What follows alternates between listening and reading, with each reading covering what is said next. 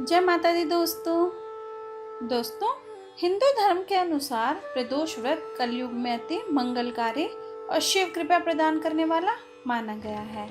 हर महीने की त्रयोदशी तिथि को शाम के समय को प्रदोष काल कहा जाता है। ऐसी मान्यता है कि प्रदोष के समय महादेव कैलाश पर्वत के रजत भवन में इस समय नृत्य करते हैं और समस्त देवतागण उनका गुणगान करते हैं। दोस्तों, कहा जाता है कि जो भी लोग अपना कल्याण चाहते हैं वह यह व्रत कर सकते हैं। प्रदोष व्रत को करने से हर प्रकार का दोष मिट जाता है। दोस्तों, सप्ताह के 7 दिनों में पड़ने वाले प्रदोष व्रत का अपना अलग अलग महत्व होता है। दोस्तों, प्रदोष व्रत में प्रदोष कालीन त्रयोदशी को भक्तजन निराहार रहकर व्रत करते हैं।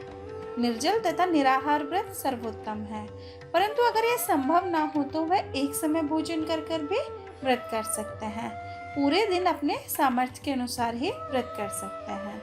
दोस्तों, वैसे कहा जाता है कि पूरे दिन अन्न न ग्रहण करके फलाहार का व्रत करना सर्वोत्तम है। दोस्तों, धार्मिक मान्यता के अनुसार प्रदोष के दिन भगवान शिव और माता पार्वती की पूजा करने से सभी मनोकामनाएं पूर्ण होती हैं।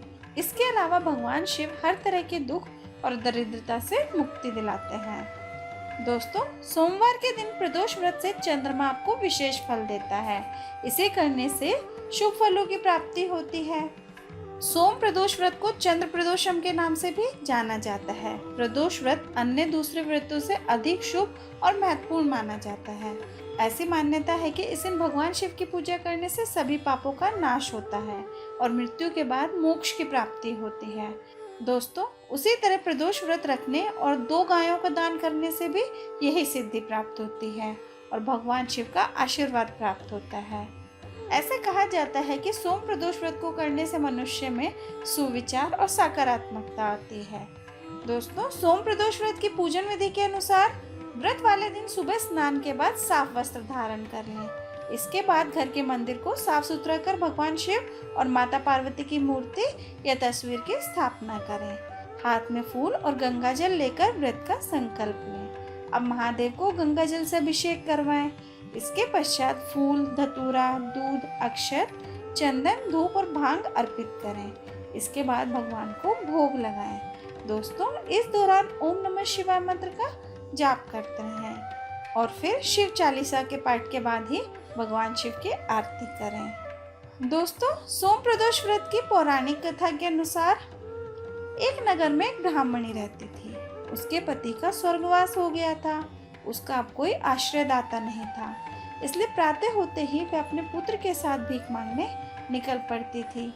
भीख मांगकर ही वह स्वयं और पुत्र का पेट पालती थी।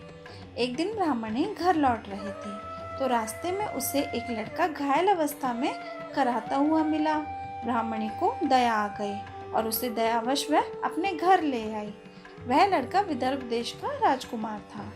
शत्रु सैनिकों ने उसके राज्यों पर आक्रमण कर उसके पिता को बंदी बना लिया था और राज्य पर अपना नियंत्रण कर लिया था, इसलिए वह बचकर मारा फिर रहा था। राजकुमार ब्राह्मणी के पुत्र के साथ ब्राह्मणी के घर पर ही रहने लगा। एक दिन राजकुमार और ब्राह्मणी का पुत्र नगर में घूम रहे थे। उसी समय अंशुमति नामक एक गंधर्व कन्या ने राजकुमार को देखा और उस पर मोहित हो गई। अगले दिन अंशुमति अपने माता पिता को राजकुमार से मिलाने लाई। उन्हें भी राजकुमार पसंद आ गया। कुछ दिनों के पश्चात अंशुमति के माता पिता को भगवान शिव ने सपने में आदेश दिया कि राजकुमार और अंशुमति का विवाह करवा दिया जाए। उन्होंने वैसा ही किया।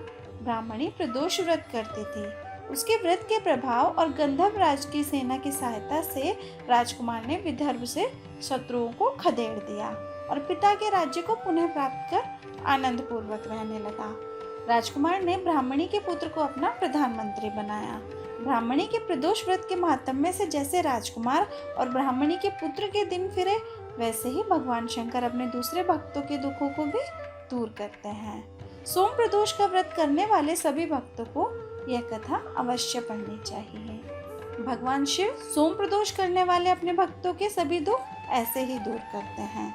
दोस्तों, अगर आपको मेरी वीडियो पसंद आई हो तो प्लीज़ वीडियो को लाइक कीजिए, शेयर कीजिए और चैनल को सब्सक्राइब करना ना भूलें। जय माता दी। ओम नमः शिवाय।